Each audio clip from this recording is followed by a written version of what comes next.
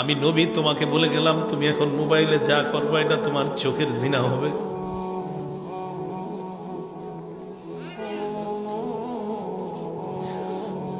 অনেক মানুষ প্রতিদিন এই গুনাহে লিপ্ত হয়, চোখের জিনা করে।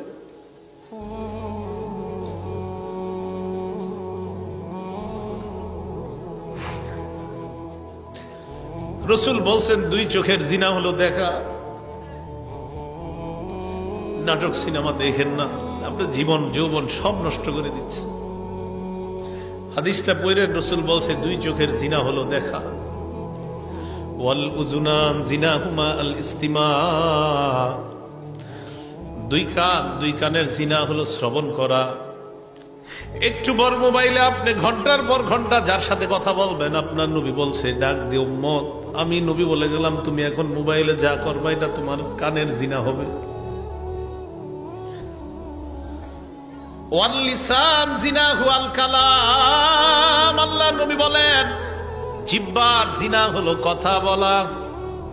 ঘন্টার পর ঘন্টা কার সাথে আপনি কথা বলছেন, নবী বলেন এটা জিহ্বার জিনা। ওয়াল ইয়াদ জিনাহা আল বাত, হাতের জিনা হলো স্পর্শ করা।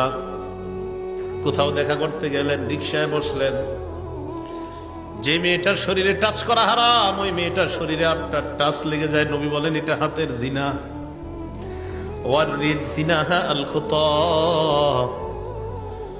পা দিয়ে কারোর সাথে আপনি দেখা করার জন্য রওনা করলেন, আল্লাহ নবী বলেন এই যে তুমি পাটা রাখলা এটা তোমার পায়ের জিনা শুরু হয়ে যায়। তো নবীজি বলেন আল আইনানি তাজনিয়ান, দুই চোখ জিনা করে, দুই চোখের জিনা হলো দেখা। ওয়াল উযুনান জিনাহুমা আল ইস্তিমা, দুই কানের জিনা হলো শ্রবণ করা। ওয়াল লিসান জিনাহুল কালাম, জিহ্বার জিনা হলো কথা বলা। ওয়াল ইয়াদ জিনাহা আল বাত, হাতের জিনা হলো স্পর্শ করা। ওয়ার রিজলু জিনাহা আল খুতা, পায়ের জিনা হলো হেঁটে যাওয়া। ওয়াল কলবু ইয়াতামান্না ওয়া ইয়াশতাহি, কি বলে দেখেন অন্তর কল্পনা করে এটা কলবের জিনা।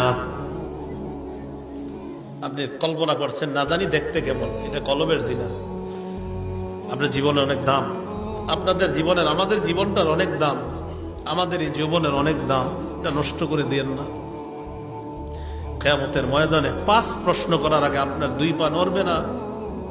দ্বিতীয় প্রশ্নটাই হবে তুমি যৌবন কোন কাজে কাটাইছো। দ্বিতীয় প্রশ্নটা যৌবন কোন কাজে কাটাইছো। দ্বিতীয় প্রশ্ন যৌবন কোন কাজে কাটাইছো।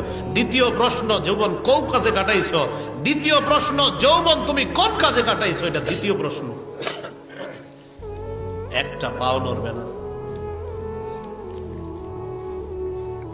পরের হিসাব কি দিবেন? 5 প্রশ্নের পরের গুলা কখন দিবেন? দ্বিতীয় প্রশ্নে তো আমরা এই যুগে যারা আছি সবাই মনে আটকায় যাবো দ্বিতীয় প্রশ্ন। রাসূলুল্লাহ সাল্লাল্লাহু আলাইহি সাল্লাম বলেন ওয়াল কলবু ইয়াতামান্না ওয়া ইয়াশতাহি, অন্তর কল্পনা করে। ওয়াল ফারজু ইউসাদ্দিকু যালিকা আও ইউকাযযিবু, লজ্জাস্থান এটাকে বাস্তবায়ন করে। নাউযুবিল্লাহ, লজ্জাস্থান এক পর্যায়ে বাস্তব জিনায় লিপ্ত হয়ে যায়। আল্লাহ আমাদের সকলকে হেফাজত করেন। যুব সমাজের মাহফিল কথাগুলো তাই বললাম, আমরা এটা থেকে বাঁচতে হবে। আল্লাহ আমাদেরকে হেফাজত করেন।